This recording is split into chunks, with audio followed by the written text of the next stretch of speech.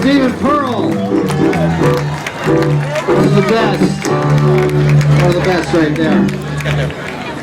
Some people don't wait to be introduced.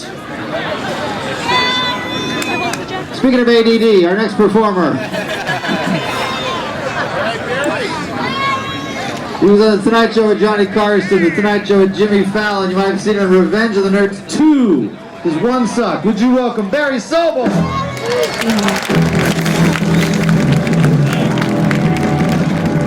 Thank you so much. Can I get everyone to please sit down? Can I get everybody to please sit down? People are rushing to say, people are being crushed in the front row of the show. Can everybody take about 10 steps back? Colin Kaepernick is here. Come on. Someone who looks like Margaret. Everybody sit down. I can't go on. I can't continue. I can't do no more. Ladies and gentlemen, please, don't be scared. This entire show is gluten-free. There is no gluten harmed in the making of these jokes. Colin Kaepernick. All my weed is underneath your hat. Oh my, ladies and I live in Bernal Heights, ladies and gentlemen, where everyone, all my Middle Eastern friends think that I'm Bruce Springsteen. Everywhere I go, they go, "How you doing, boss? What's going on, boss? How can I help you, boss?" And I go, "I'm just trying to get some milk out of your bodega. Steve, big man, Tom Morello from Rage. San Francisco, come on, this is your show. Fight for it. If we suck, you suck. If we suck, you can be watching the Emmys now." I wrote that 2 weeks ago. There's a couple of jokes here. What about we're back in the Middle East, ladies and gentlemen, but here's the good news. We killed Osama bin Laden. Americans, we killed Osama bin Laden. No one cares anymore. And we found out that there was a porn collection. He had all the classics, Deep Goat, Behind the Green Burqa, Jihad. How about that? We'll keep, I think we're gonna, how about that Cash for Gold, ladies and gentlemen? Have you seen the commercials for the Cash for Gold? You could really make a lot of money with the Cash for Gold. The only problem is, you need gold. I'm trying, ladies and gentlemen. I almost didn't make it here. I was stuck in an elevator with Ray Rice and Solange Knowles. Did anyone come for jokes? Does anybody? You should catch me live. It's a whole different performance. Who has weed? Everyone. Wait, what?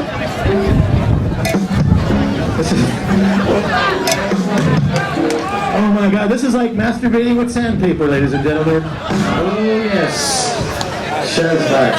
I came here today to talk about my idol, my friend, the greatest comedian in the history of comedy, Robin Williams. When I was, oh yes, find out why, yes! Suddenly those are going, I don't know, thank you. When I was 17, I moved to San Francisco, and like the first week I was here, I joined an improv group, and I loved improv comedy so much. John Elk, the man who ran the group, took me the first week to see Robin Williams at the Great American Music Hall. Please applaud if anyone saw Robin Williams back then. At the Great American Music Hall, nobody has ever seen anything like this. This is when he was doing Reality, What a Concept. That stuff, so he came out as the Russian guy, he came out as the Martian, and he would just do things without setups. You would just have to understand that it was genius. He would do the Martian and then all of a sudden do feelings, go, Zabu, Nazababa, Zabu. And then he would just, there was no setups. He would then go into, for those of you on drugs, follow me through the wall, whoa, whoa, and then he would just do everything. And there was never a comedian like that ever. And then a couple of weeks later, it was my second time I was ever on stage. And I was the man on the street in a group called Spaghetti Jam. And then, the guys, out of nowhere, Robin Williams comes on stage. And he blows me off the stage. And I mean, ladies and gentlemen, Robin Williams was the most brilliant comedian ever. He was the most, Robin Williams had the quintessential funniest joke about every single thing ever. He was the coolest. He was the most talented comedian. He was the most gifted performer ever in the history of comedy. I remember a few years after that, I was working at a comedy store in Los Angeles, and Mitzi was always great to me, so she put me on the biggest shows. And that night there was a show where everyone in the world in the history of comedy was on. So there was just everyone you could ever imagine, and then Sam Kinison, and then Eddie Murphy went on after Sam Kinison, and then Richard Pryor went on after Eddie Murphy, and I was the host, and I was like, who could possibly end and top this show? And of course, Robin Williams came out, and he blew everyone off the stage. And what was really cool about that was there couldn't have been more famous people in the place, and Robin came up to me right after the show. He had not seen me in many, many years, and he went, it's wonderful how fantastic you've become. So he complimented me, and this is all I ever wanted, because Robin Williams was my idol. All I ever wanted was for him to see that I became a great comedian. And then years later, just a few years ago, we had the 30th anniversary of the Other Cafe. It was at the Palace of Fine Arts. And again, everyone was there, and Robin was there. And I got to say to Robin, I go, do you remember that night at the Comedy Store a few years ago? It was Sam Kinison and Eddie Murphy and Richard Pryor. And then you came over to me and told me that I was great. I just want you to know that that meant more to me than anything ever in the world. And that you're my hero. So I don't feel as bad with the passing of Robin Williams, because I got to tell him that I loved him and he meant everything in the world to me. And an interesting thing about that moment was I had a talk show, and I was scared because I had to try to get Robin Williams on the show. And so I'm like very nervous, and I'm going, hey Robin, I got this new talk show. And right there, he interrupts me and he goes, where and when? He stopped me right there so I wouldn't have to be nervous, and he said he would do the talk show.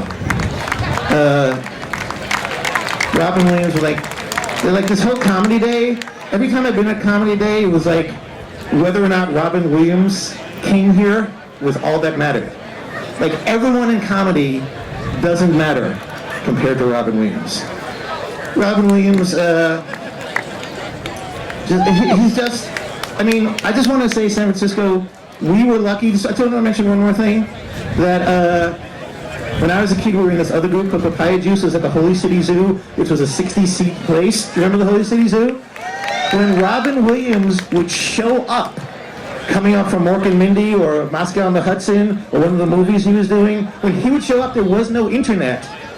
People would just feel the sense that he was there, and people would be running down Clement Street to try to get into the Holy City Zoo to see Robin Williams. They were running in a mass on the street like it was the Beatles in A Hard Day's Night. Nobody was ever that famous, ladies and gentlemen. Nobody was ever that worthy. Robin Williams is the Beatles. Suicide is terrible. Depression is terrible. Robin Williams was suffering. He's not suffering anymore. I think it's time to let him rest in peace. This is for you, Robin Williams. I love you.